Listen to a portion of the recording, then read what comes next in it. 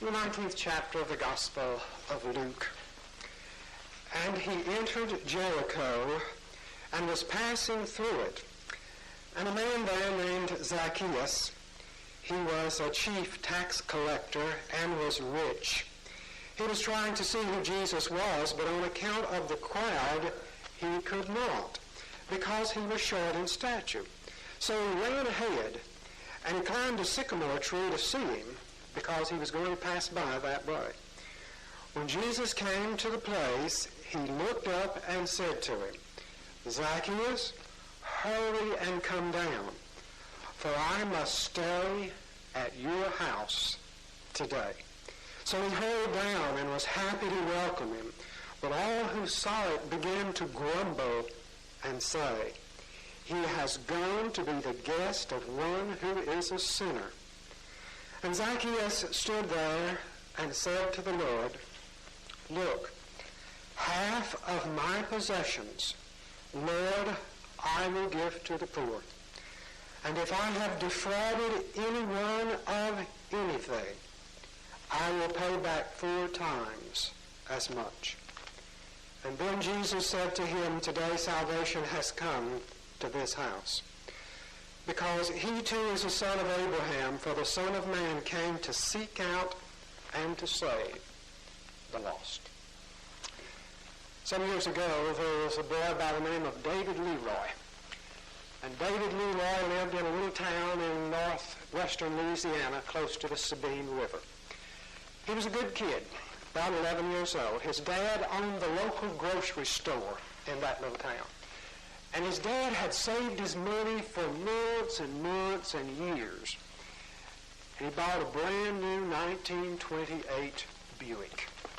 Back in the days when cars were distinctive and you could tell one from the other, you imagine what a 1928 brand new shiny black Buick looked like. Well, that car, David Leroy's dad just loved. And David Leroy loved that car too. But of course he didn't have a driver's license and he couldn't drive, but he learned to drive, and what he did was drive it around in the yard.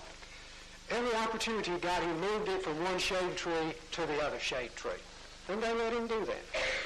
One morning his mom got up and said she had to take some clothes to the cleaner, so she needed to get the car out. And he said, I'll get it out for you. Before she could say anything, he rushed into the garage where that brand new Buick was, threw open the door and got in and started it and forgot to shut the door. And as he backed that car out of the garage, the door caught in the opening of the garage and jerked it completely off. And with a horrible thud, it hit the ground. You can imagine what David Leroy felt. Petrified, sick. And his mom said, you know what your dad thinks about that car. That car's the apple of his eye. I don't know what he's going to do to you, but I tell you what I'll do. I'll do the best I can. I'll just do the best I can. He was sick all day. He wasn't hungry at supper time at all. His dad got home, and they got in the kitchen, and he didn't even go in the kitchen, but he stayed outside the door so he could hear. And he just braced himself for his dad's explosion. And he heard his mother tell him the whole story of what had happened. And he waited. And his dad said, well, I tell you, Ruby, I love that car, and you know I love you. But I love David Leroy more than I love that car. And he didn't mean to do that. And besides that, nobody got hurt. We can fix that car.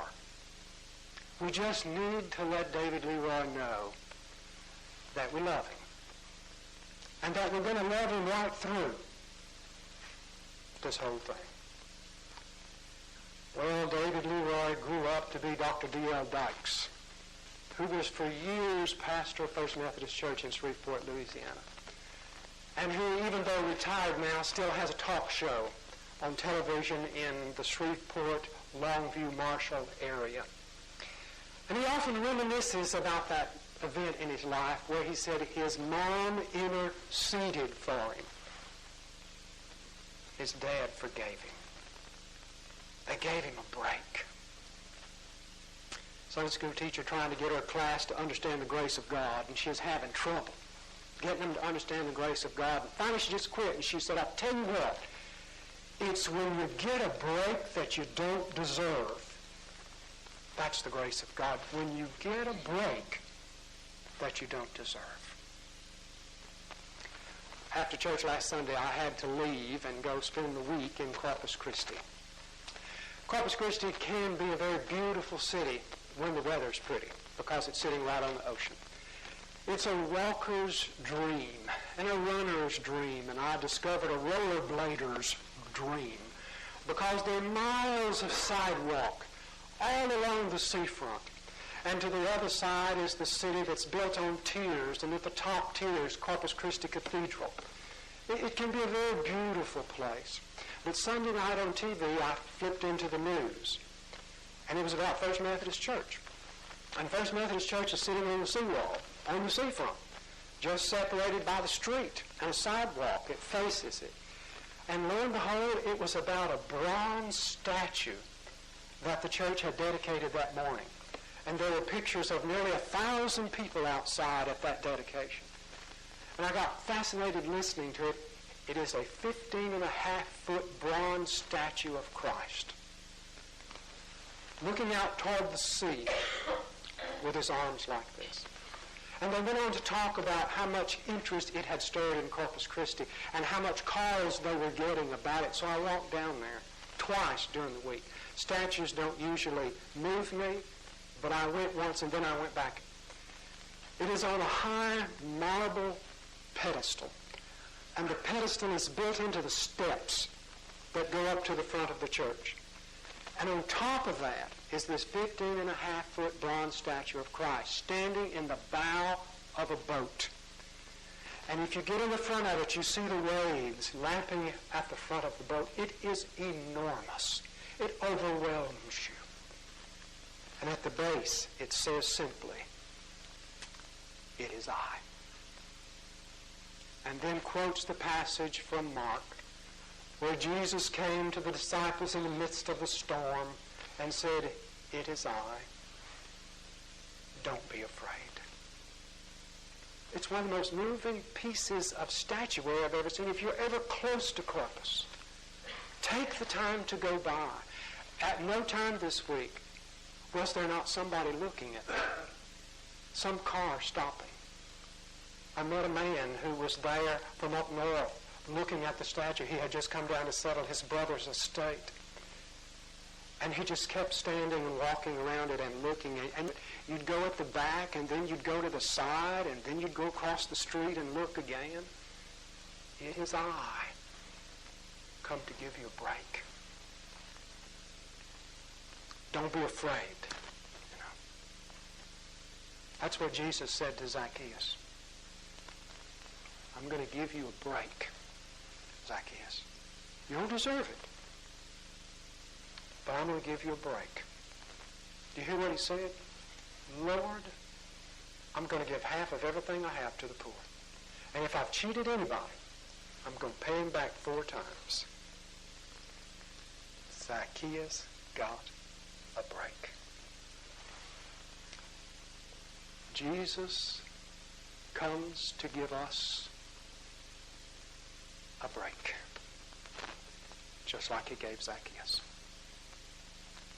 He comes to give us that break out of his own compassion. And sometimes it surprises us. It surprised Zacchaeus.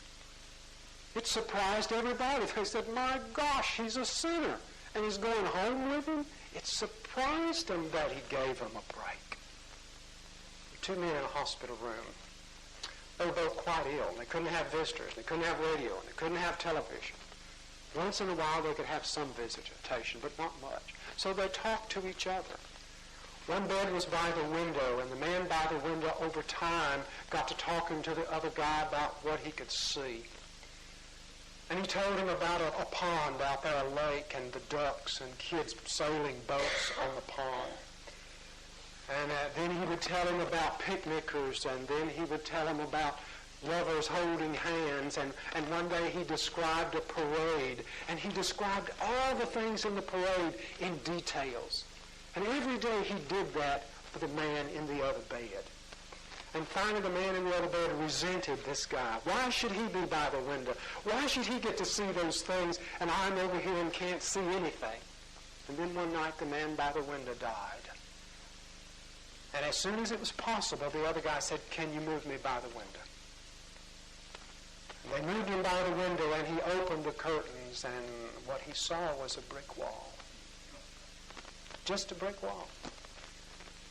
The other guy, in his rich imagination, had shared with him and made his life better. What a surprise. And he had come to resent that guy because he was by the window. And now he was surprised to learn what the man had done to him for all those weeks that they had been together in the hospital. Give somebody a break.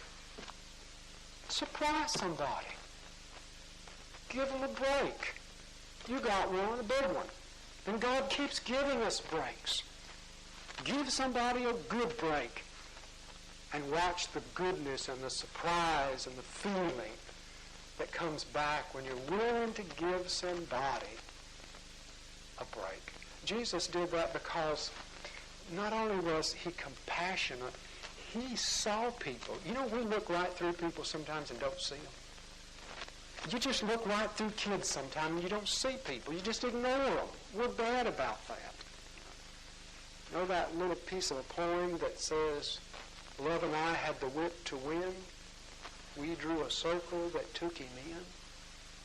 See, Zacchaeus was outside the circle. And Jesus just drew the circle over again. Took him in. Little girl named Emily Ann, movie. And nobody paid any attention to Emily Ann. She just got ignored coming and going. End of the school term, she got a report card. It was a good report card, and she'd been promoted. And her mama worked at a store, and she ran down the street to the store, and she said, Mom, I got promoted. Look at my card. And her mama was busy and said, Get on, going home. I don't have time to fool with you now. So on the way home, she ran by a friend's house, and she called her friend, and the friend wasn't home. She said, Sylvia, come here, I got something to tell you. And nobody answered. So she went on home. She was a latchkey kid. She got the key down, opened the door, went in, went to the fridge, and got her a snack, and was sitting down at the table. The window was up. An old stray cat came and sat down in the window. And she got up, quietly went to the refrigerator and got a bowl of milk and set it down, and the old cat jumped down and started lapping the milk. And she went over to the cat and scooped him up in her arms, and she said, Cat, I was promoted today. You know, she told somebody, notice me. Be aware that I am here. That's why Jesus gave people breaks. He noticed them. Notice people. Be aware of them.